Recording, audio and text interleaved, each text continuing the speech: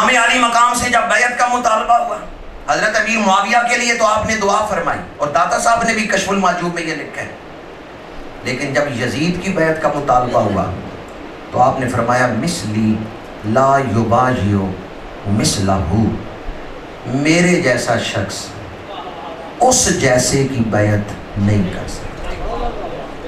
اپنا نام لیا ہے نہیں، اس کا نام لیا ہے مثلی اور مثلہ، یہی کہا مثلی لا یبایع مثلہ۔ تو اس کا مطلب کیا ہے؟ اس کا مطلب یہ ہے نیکی بدی کی بیعت نہیں کرتی، اسلام کفر کی بیعت، زمزم شراب میں نہیں ملایا جاتا، زمزم پیشاب میں نہیں ملایا جاتا۔ مثلی لا یبایع مثلہ، اس میں امام نے نظریہ پیش کیا ہے، نظریہ۔ امام کی ذات بھی بڑی اعلیٰ ہے، بلکہ جب آپ یہ فرما رہے ہیں روئے ارض پہ آپ سے افضل کوئی دوسرا وجود موجود ہی نہیں ہے، آپ کا وجود اس وقت سب سے افضل وجود تھا، رگوں میں خون حیدر کرار، رگوں میں خون رسول ہے، سیدہ خاتون جنت کے لختے جگر ہیں، رسول اللہ نے انہیں اپنا بیٹا کہا ہے، نواسہ رسول بڑی شانوں کے مالک، نسب بھی اعلیٰ، حسب بھی اعلیٰ، صورت بھی بے مثال، سیرت بھی بے مثال۔ آپ اپنے دور کے سب سے بڑے مفسر قرآن ہیں، اپنے دور کے سب سے بڑے شارح حدیث ہیں، اور عالم اسلام میں اس دور کے سب سے بڑے مفتی اعظم کا نام حسین ابن علی ہے۔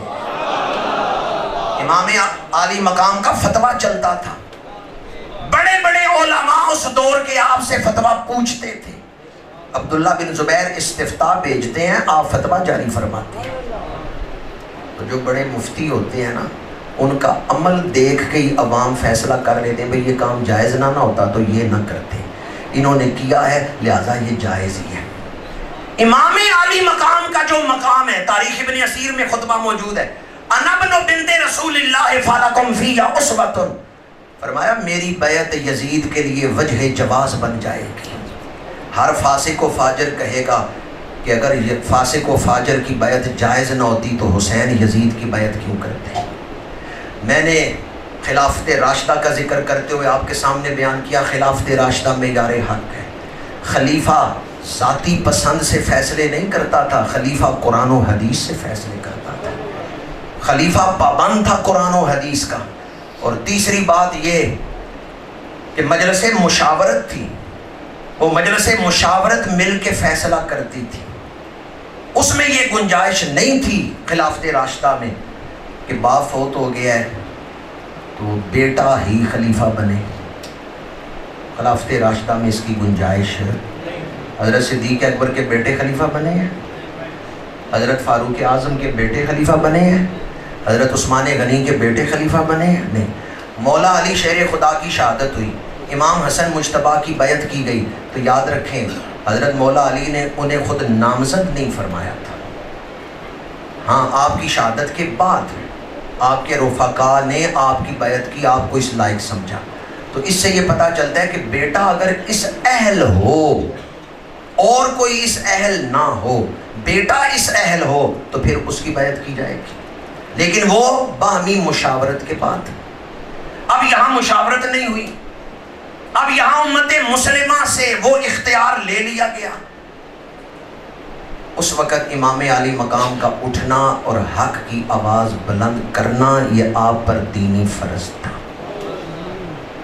دوبارہ عرض کر رہا ہوں، حضرت سیدنا امیر معاویہ رضی اللہ تعالیٰ عنہ کی بڑی خدمات ہیں، ان کا بڑا اعلیٰ مقام ہے، انہوں نے پوری ملت اسلامیہ کو ایک جھنڈے تلے جمع کر کے رکھا، لیکن جب ان کا وصال ہو گیا، یزید تخت نشین ہوا، حضرت امیر معاویہ کی بے ادبی کرنے والا گستاخ صحابہ ہے، اسلام کی توہین کر رہا ہے اور اہل بیت کی توہین کر رہا ہے۔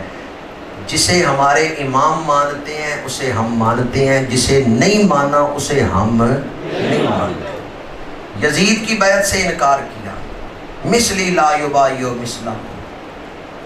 تو دربار میں بیٹھے ہوئے ایک مشیر نے مشورہ دیا، اگر حسین بیعت نہیں کرتے تو تلوار نکالو اور ان کا سر قلم کر دو۔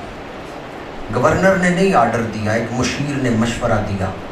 اس وقت امام علی مقام نے ارشاد فرمایا حتی الموت علی ولد آدم محت القلادۃ علی جید الفتات۔ وہ عورتیں ہیں جن کی گردنوں میں سونے کے ہار بڑے سونے لگتے ہیں، مرد کی گردن پہ تلوار کا زخم بڑا سونا لگتا ہے۔ فرمایا میں وہ نہیں جو ڈر کے بیعت کر لوں گا، باطل کے آگے سر جھکا لوں گا، میں جسے حق سمجھتا ہوں نیزے پہ چڑھ کے بھی اس کو بیان کروں گا۔ آپ گورنر ہاؤس سے نکلنے لگے تو مشورہ دیا گیا گورنر کو کہ اگر تم تلوار نہیں چلاتے تو انہیں گرفتار کر لو۔ گورنر نے گرفتار بھی نہیں کیا۔ اس نے کہا میں ایک صوبے کا گورنر ہوں، اگر مجھے پوری دنیا کی حکومت دی جائے اور کہا جائے ایک شرط ہے کہ تم آل رسول پہ ظلم کرو تمہیں ساری دنیا کی حکومت دیں گے، میں ساری دنیا کی حکومت چھوڑ دوں گا، نبی کی آل پہ تلوار نہیں چلاؤں گا۔ اور بعد میں یزید نے اس گورنر کو جو اس کا چچا زاد بھائی تھا سیٹ سے اتار دیا، اور ولید نے گورنری چھوڑ دی لیکن آل رسول پہ سختی نہیں کی۔ آدمی اس چیز کو بچاتا ہے جس کو وہ قیمتی سمجھتا ہے۔ بندہ دکان پہ بیٹھا ہے، نماز کا وقت ہو گیا ہے، تو اگر وہ سمجھتا ہے نا دکان پہ بیٹھنا ضروری ہے تو نماز چھوڑ دے گا، اور اگر وہ سمجھتا ہے کہ نماز پڑھنا ضروری ہے تو پھر کچھ دیر کے لیے دکانداری چھوڑے گا۔ تو چھوڑے گا کسے؟ جس کو وہ عام سمجھتا ہے۔ بچائے گا کسے؟ جس کو وہ قیمتی سمجھتا ہے۔ کربلا سے آج اگر یہ سبق لے کے جائیں تو میں سمجھوں گا میرے بیان کرنے کا مقصد پورا ہو گیا۔ ہم بھی روزانہ کچھ ضائع کرتے ہیں، کچھ بچاتے ہیں۔ جسے ہم قیمتی سمجھتے ہیں اسے بچا لیتے ہیں۔ ہم قیمتی سمجھتے ہیں، وہ قیمتی ہے یا نہیں؟ جس چیز کو ہم قیمتی سمجھتے ہیں ہم اسے بچاتے ہیں، جسے معمولی سمجھتے ہیں چھوڑ دیتے ہیں، ضائع کر دیتے ہیں۔ نماز وہ بچائے گا جو نماز کو قیمتی سمجھتا ہے، آخرت وہ بچائے گا جو آخرت کو قیمتی سمجھتا ہے، ایمان وہ بچائے گا جو ایمان کو قیمتی سمجھتا ہے۔ اور جو روپوں کو قیمتی سمجھتا ہے، جو پیسے کو قیمتی سمجھتا ہے، دکانداری کو نماز سے زیادہ قیمتی سمجھتا ہے، پھر وہ نماز چھوڑ دے گا، دکانداری کو بچا لے گا۔ گورنر مدینہ ولید نے کہا میں گورنر ہی چھوڑ دوں گا، آل رسول پہ تلوار نہیں چلاؤں گا۔